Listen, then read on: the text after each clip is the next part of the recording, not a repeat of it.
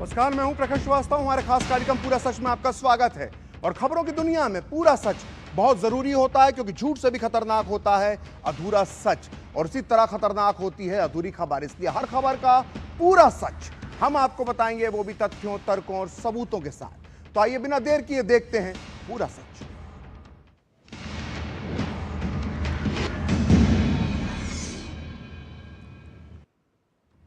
तो नेपाल में 3 दिनों के विद्रोह के बाद अब उसका असली असर सामने आने लगा है। पिछले 17 सालों में 14 सरकार देखने के बाद अब नेपाल में एक ऐसी अंतरिम सरकार बनने जा रही है जिसमें नेता नहीं बल्कि नेपाली समाज के ईमानदार लोग देखे जाएंगे। इस सरकार की कमान किसी खानदानी नेता को नहीं बल्कि एक पूर्व महिला जज को मिल सकती है। जी हां, जिस आंदोलन को जेन जी यानी 1997 के बाद पैदा हुए नौजवानों ने अंजाम तक पहुंचाया था, अब उस आंदोलन का अंजाम 1952 में जन्मी एक महिला को गद्दी पर बैठाकर होगा। आज पूरा सच में हम आपको बताएंगे कि आखिर नेपाल की संभावित कमान संभालने वाली यह 73 साल की महिला कौन है। साथ ही आज आपको बताएंगे कि 35 साल के एक रैपर सिंगर ने क्यों मना कर दिया नेपाल का अंतरिम प्रधानमंत्री बनने से। और साथ ही आपको बताएंगे कि नई सरकार में एक पूर्व टीवी जर्नलिस्ट, एक पूर्व टीवी पत्रकार की क्या होगी कितनी बड़ी भूमिका। तो पूरा सच में देखते हैं नेपाल फाइल्स पूरे विस्तार के साथ।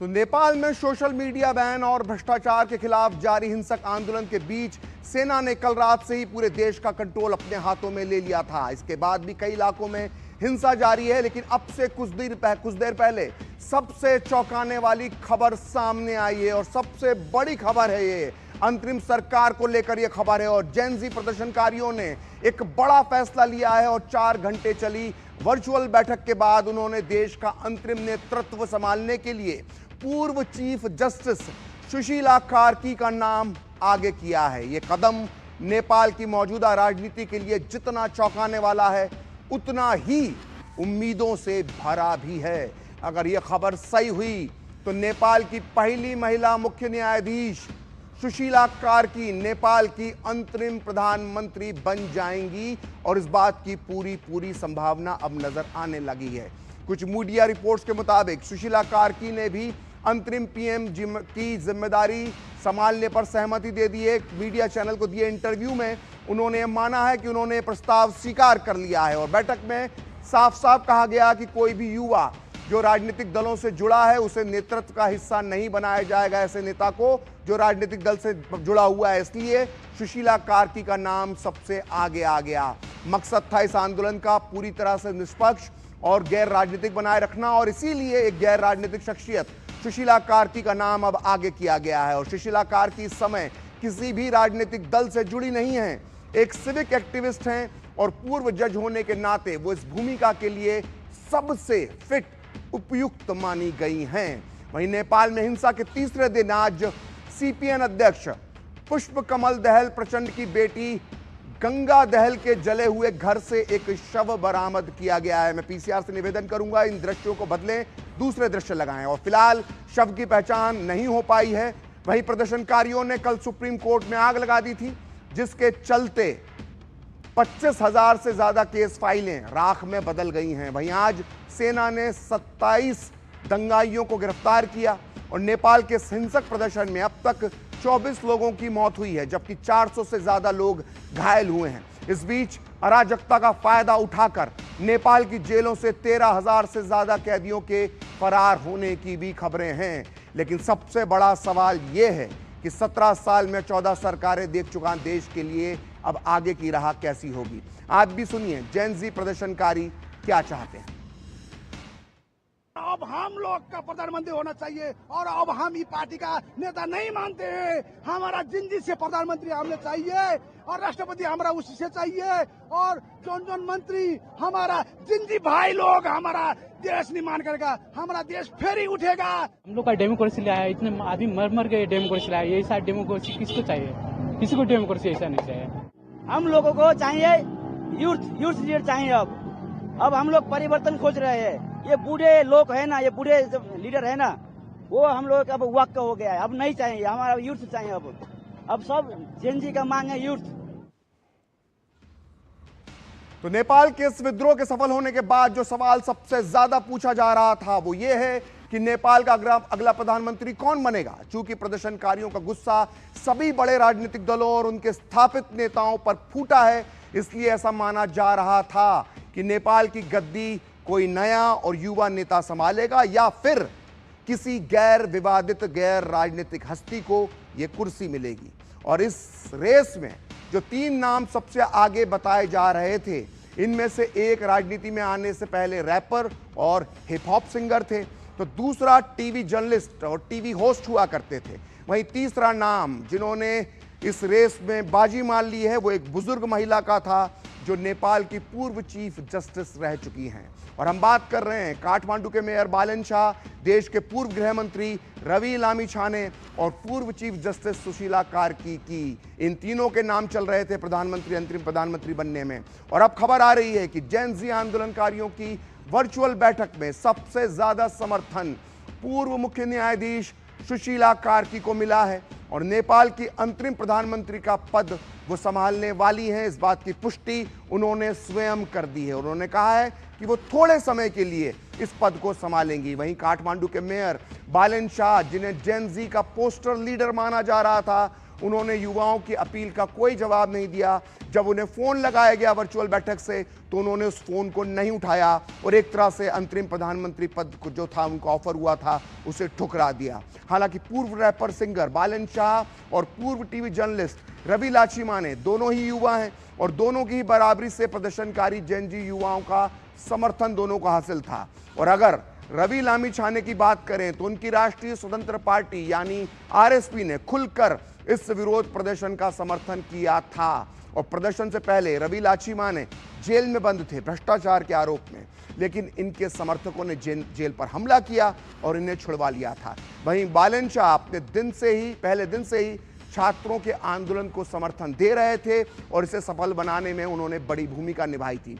और भ्रष्टाचार से त्रस्त नेपाल की जनता बालन शाह को ईमानदारी का प्रतीक और करप्शन के खिलाफ लड़ने वाला क्रूसेडर मानती है, लेकिन वो पीछे हट गए और सुशीला कार्की का नाम अब आगे है और करीब करीब वही अंतरिम सरकार की प्रधानमंत्री बनेंगी, ऐसा तय हो चुका है।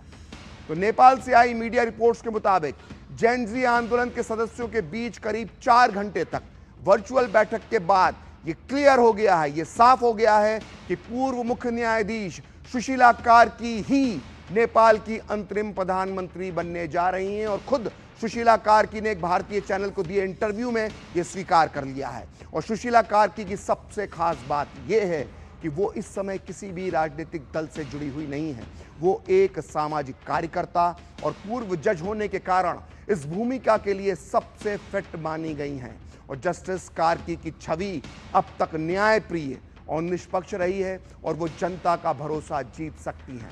सुशीला कार्की का जो करियर है वो एकदम पूरी तरह से बेदाग रहा है। 2016 में वो नेपाल की पहली महिला चीफ जस्टिस बनी थी और 2017 में माओवादी सेंटर और नेपाली कांग्रेस ने कार्की के कई फैसलों से नाराज होकर उनके खिलाफ संसद में महाअभियोग प्रस्ताव ला दिया था। और यह प्रस्ताव इसलिए लाया गया था क्योंकि कार्की से इन भ्रष्ट नेताओं को डर था उन्हें डर था कि उनके फैसले उन्हें नुकसान पहुंचा सकते हैं, इसलिए उनके खिलाफ संसद में यह प्रस्ताव लाया गया। लेकिन इस कदम का देश भर में, पूरे नेपाल में विरोध हुआ और आखिरकार यह प्रस्ताव वापस लेना पड़ा। और इस घटना ने जस्टिस सुशीला कार्की को कद में उनके इतने उछाल ला दिया, उन्हें इतनी बड़ी हस्ती बना दिया और उनके बारे में कहा जाने लगा, यह माना जाने लगा कि वो दबाव में नहीं झुकती हैं और कट्टर ईमानदार हैं। लेकिन कार्की के साथ एक समस्या भी है। उनकी उम्र 73 साल है और कई युवा प्रदर्शनकारी नेपाल के लिए युवा नेता की मांग कर रहे हैं, जो युवा आबादी और उनके सपनों को साकार करने के लिए काम करें।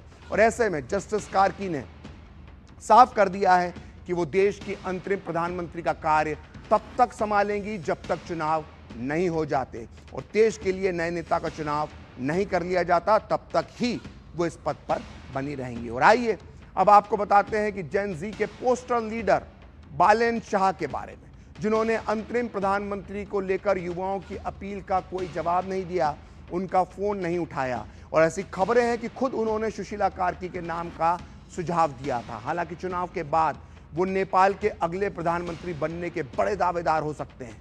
वो हो सकता है खुद को एक अगले प्रधानमंत्री के तौर पर पेश करें, क्योंकि वो नेपाल के युवाओं के दिलों पर राज करते हैं। और देखिए, इन तस्वीरों में दिखाई दे रहा है शख्स आपको किसी हीरो की तरह लग रहा होगा। देखिए, ये किसी हीरो की तरह लग रहे हैं, लेकिन ये बालेन शाह हैं। ये वही बालेन शाह हैं जो कुछ साल पहले तक नेपाल के सबसे लोकप्रिय रैपर सिंगर होते थे। लेकिन फिलहाल यही बालेन शाह काठमांडू के मेयर हैं और 35 साल के बालेन नेपाल के युवाओं में खासे लोकप्रिय हैं।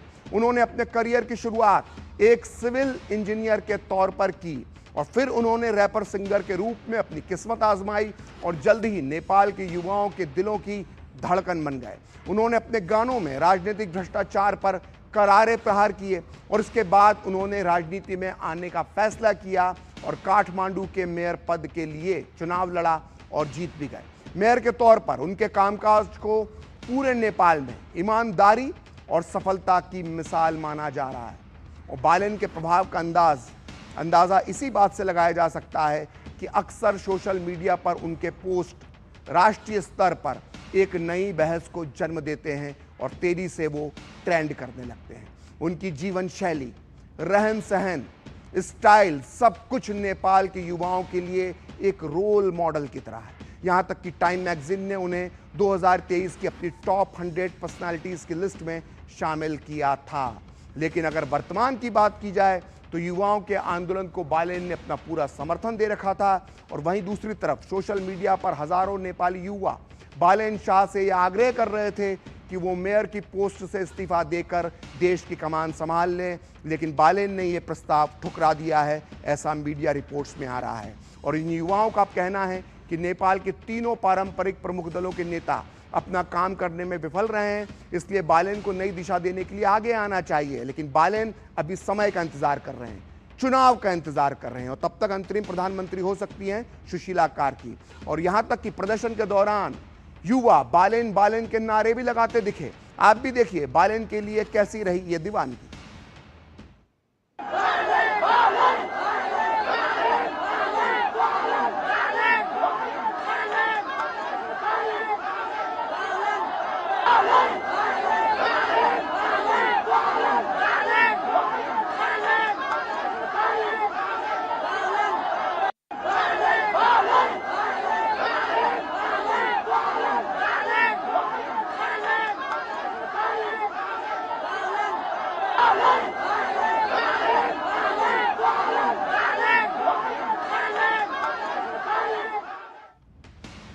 तो जैसा कि हमने आपको बताया कि बालेन शाह नेपाल के एक लोकप्रिय रैपर सिंगर रहे। वो हमेशा अपने गाने में युवाओं की आवाज उठाते रहे। उनका ऐसा ही एक गाना है बलिदान, जो नेपाल की सत्ता में व्याप्त भ्रष्टाचार, सामाजिक असमानता और राजनीतिक सिस्टम पर कड़ी चोट करता है। आप भी सुनिए बालेन का ये हिप हॉप सॉन्ग। देशको रक्षा गर्ने जति सबै चुतिया छन्, नेता जति सबै चोर देश लुटी खाछन्। आमाको साडीमा कटु सोची मुतिरा छन्, खाने बेला एक गर्ने बेला फुटिरा छन्। कांग्रेस नेमाले नाउबादी सबै मिली घुमी देश ठाउँ बाडी हामी सधैँ चिलिम फुकी जस्तो केस नि बिगारी। सस्तो साडी महँगो गाडी कानुन कायदालाई नाङ्गो बाङ्गो पारिँदै उघारी। नारीमा कुमारी जोगाउने बलात्कारी, खाडीमा चिनारी लुटाउने सधैँ हामी, बाडीमा बिरामी फुकाउने त्यही पानी। देशको कर्मचारी शक्तिशाली सरकारी, 30,000 को तलब 30वटा घर बारी, बीच बजारको सडक 20वटा खाल्टो पारी।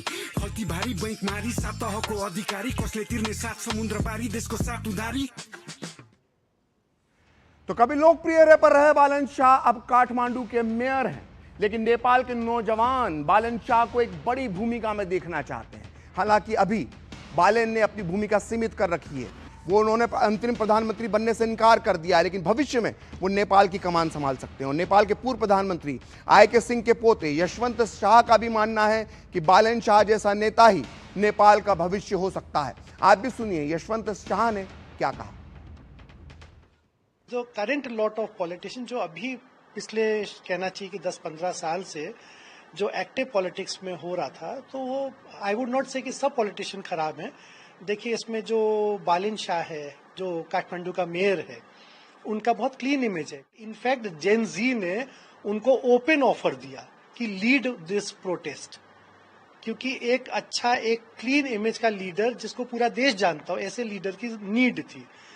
लेकिन उन्होंने उसको टर्न डाउन कर दिया था बालन शाह ने। उन्होंने कहा कि देखो मैं अब जेन जी का एज का नहीं हूं और मैं इसको लीड नहीं कर पाऊंगा। तो बार बार उनके पास में रिक्वेस्ट आया।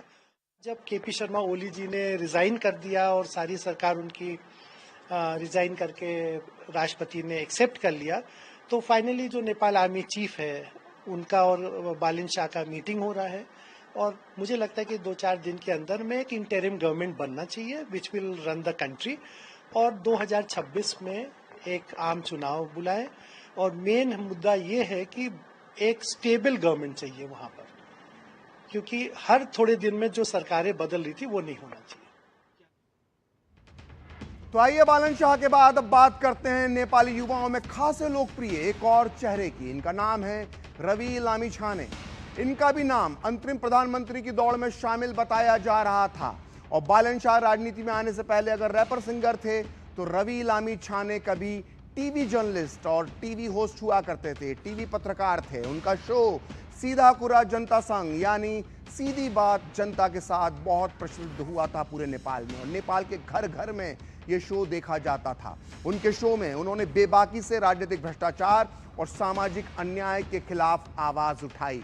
यही वजह थी कि लोगों ने उन्हें अपनाया और वो लोकप्रिय बने। नेपाल में उन्हें वॉइस ऑफ द वॉइसलेस कहा जाता था। उन्होंने पूरे 62 घंटे तक बिना रुके लगातार टॉक शो करके अपना नाम Guinness book of world records में दर्ज कराया था। लेकिन जल्द ही जनता की आवाज उठाते उठाते रवि लामिछाने ने राजनीति में जाने का फैसला कर लिया।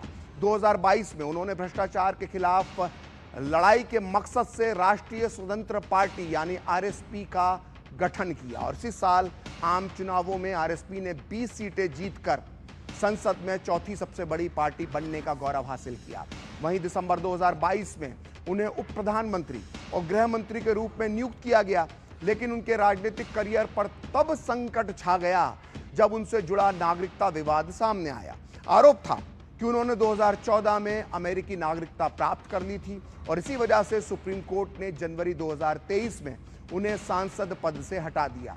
लेकिन लामिछाने ने हार नहीं मानी। उन्होंने कानूनी प्रक्रियाएं पूरी कर ली और फिर से नेपाली नागरिकता हासिल की और अपनी पार्टी की कमान संभाली। लेकिन इसके बाद उनका नाम कोऑपरेटिव घोटाले में सामने आ गया और 2024 में उन्हें गिरफ्तार किया गया और वो जेल में चले गए। लेकिन इसके बाद भी वो लोकप्रिय बने रहे। और ताज़ा प्रदर्शन के दौरान रवि लामिछाने जेल में बंद थे, लेकिन उनके समर्थकों ने जेल पर हमला करके उन्हें छुड़वा लिया। और रवि लामिछाने के जो विवाद है, उनसे जुड़े विवाद, वो उन पर भारी पड़े, इसलिए उनका नाम पीछे चला गया। और नेपाल में विद्रोह का झंडा बुलंद करने वाले युवा जेनजी जनरेशन इसे कहा जा रहा है, इस आंदोलन को भी जेनजी कहा जा रहा है।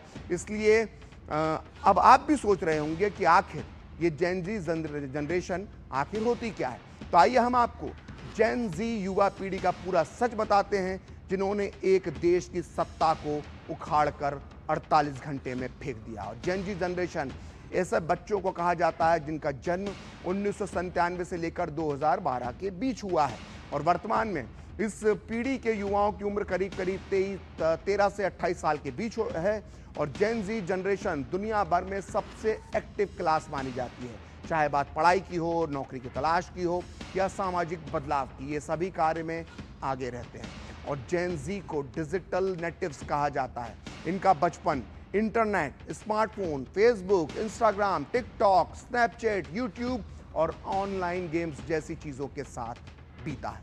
इसलिए इनकी सोच, नज़रिया पिछले जनरेशन के बिल्कुल उससे अलग होता है। कई रिपोर्ट्स में ये बात सामने आई है, कई सर्वे में कहा गया है कि जेन जी जनरेशन के लोग सोशल मीडिया पर एक दिन में 4 से 6 घंटे का समय बिताते हैं और जेन जी स्टोरीज देखते हैं, रील्स देखते हैं, शॉर्ट वीडियोस देखते हैं, इंस्टाग्राम, फेसबुक, यूट्यूब देखने में अपना समय बिताते हैं। इन युवाओं के लिए सोशल मीडिया सिर्फ मनोरंजन का साधन नहीं है, ध्यान देने वाली बात है, बल्कि उनके लिए सीखने, संवाद करने और अपनी राय रखने का सबसे बड़ा मंच है। और कई लोगों के लिए ये रोजगार का एक अहम माध्यम भी है। जेन जी जनरेशन ऑनलाइन ही अपने विचार साझा करती है, पढ़ाई करती है, दोस्तों से जुड़ती है और सामाजिक मुद्दों पर चर्चा करती है। ऐसे में नेपाल में ये जो बैन लगा था सोशल मीडिया पर, उनकी ज़िंदगी का एक अहम हिस्सा छीनने जैसा उन्हें लगा, मानो उनकी ज़िंदगी पर बैन लगा दिया गया, ऐसा उन लोगों को लगा।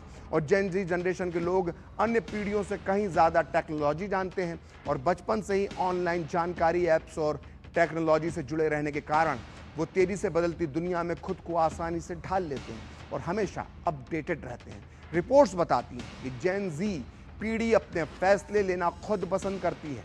इसके अलावा दूसरों के साथ खुद की ज़रूरतें और इच्छा का भी वो खास ध्यान रखती है। तो ये जेन जी गुस्से में इसलिए आए क्योंकि नेपाल सरकार ने फेसबुक, व्हाट्सएप, इंस्टाग्राम, यूट्यूब, वो सारे प्लेटफॉर्म जिनसे नेपाल के युवा जुड़े रहते थे, अचानक बंद कर दिए। इतना ही नहीं, नेपाल की 3 करोड़ 20 लाख आबादी में से करीब 40 लाख लोग विदेश में नौकरी करते हैं और ये लोग अपने परिवार से जुड़े रहने के लिए सोशल मीडिया का सहारा लेते हैं। ऐसे में सोशल मीडिया पर बैन उनके लिए किसी झटके से कम नहीं था। नेपाल के पूर्व प्रधानमंत्री आई.के. सिंह के पोते यशवंत शाह का मानना है कि सरकार जिस तरह बिना सोचे समझे ये फैसला ले रही थी, उसने इस फैसले ने आग में घी का काम किया। 2000 से ज्यादा नेपाल के लोग पर डे बाहर जाते हैं विदेश में काम करने and total 40 lakh registered Nepal के लोग हैं जो विदेशों में वेरियस यूरोपियन, अमेरिकन सब कंट्रीज में वर्क करते हैं। बहुत से लोग बहुत अच्छे पोस्ट में भी हैं एंड वेरी गुड पोस्ट। तो आप अगर एकदम से सोशल मीडिया साइट्स को बैन कर देंगे तो उनका जो संपर्क है अपने परिवारों से, बहुत सारे दुर्गम क्षेत्र में रह रहे हैं, तो वो सब कट हो जाता है। तो it was uncalled for situation कि ये तो एक डेमोक्रेसी है ना, आप तो आंसरेबल हैं टू द पीपल। आप ये नहीं कि मन मर्जी से जो चाहें आप वो चलाने लगे।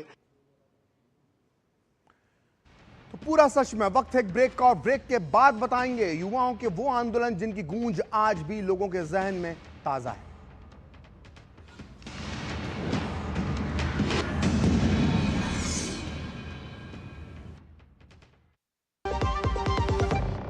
सस्ते वाले दाल मसाले स्वाद हुआ बेकार। MDH की हल्दी मिर्ची धनिया करे कमाल। ये रंग दे, ये खुशबू दे, ये तीखा, ये कम पड़े। क्या निराला MDH मसाला। पता है, कल जो है मेरे घर पर NSO के अधिकारी आए थे। मैंने तो उन्हें सारी सही जानकारी दे दी। हाँ, मेरे घर पे भी आए थे। अच्छा, तो मैंने भी उनको सारी जानकारी दी। ये NSO क्या है और क्या जानकारी दी आप लोगों ने उन्हें? अरे NSO यानी नेशनल स्टैटिस्टिक्स ऑफिस, जो इस समय पूरे देश में हाउस होल्ड हेल्थ एक्सपेंडिचर सर्वे कर रहा है, जिसके अंतर्गत पूछा जा रहा है कि पिछले 1 साल में किस तरीके की बीमारियां हुई है, कितना खर्चा आया है और बीमा का फायदा हुआ या नहीं। और अगर किसी घर में महिला माँ बनी है, कोई टीकाकरण की गई जाँचें और डिलीवरी किसके द्वारा हुई, कहाँ हुई, और सबसे जरूरी बात, माँ और बच्चा सुरक्षित है या नहीं। और ऐसी स्वास्थ्य संबंधी जानकारियां इकट्ठी की जाती हैं और हमसे साझा की गई जानकारी के द्वारा सरकार ये तय करती है कि आने वाले समय में स्वास्थ्य संबंधी नीतियां कैसी हों, सुविधाएं बेहतर कैसे बने। और सबसे महत्वपूर्ण बात, ये सारी जानकारी 100% गोपनीय रखी जाती है। हमने तो अपनी जिम्मेदारियां निभा दी, अब बारी है आपकी। गोल्डी छोले मसाले, जहाँ जाएं रिश्ते बनाएं। गोल्डी लाए हैं फ्रेश लॉक टेक्नोलॉजी, जो रखे मसालों को हर समय फ्रेश। इस फेस्टिव सीजन किचन की रंगत और बढ़ेगी, क्योंकि रसोई की कई चीजों पर जो प्री जीएसटी दौर में टैक्स 21% तक था, अब घटकर हो गया है केवल 5%। कम टैक्स, ज्यादा बचत का उपहार, खुशियों वाले त्योहार। Next gen GST. सुनो, एक अच्छी इंश्योरेंस पॉलिसी एआई से पूछते हैं। एक ऐसी पॉलिसी जिसमें प्रीमियम पेमेंट हो लिमिटेड पर इनकम आती रहे लाइफ टाइम। LIC का जीवन उत्सव। एक ऐसी पॉलिसी जो दे होल लाइफ इंश्योरेंस कवर भी। LIC का जीवन उत्सव। वाओ, चलो तो LIC की जीवन उत्सव पॉलिसी ही लेते हैं। मैं भी तुमसे यही कह रही थी, LIC का जीवन उत्सव। लाइफ टाइम सेलिब्रेशन मनाइए LIC के जीवन उत्सव के साथ, फ्यूचर सेट है। MDH की देगी मिर्च का तड़का, अंग अंग फड़का। MDH की देगी मिर्च।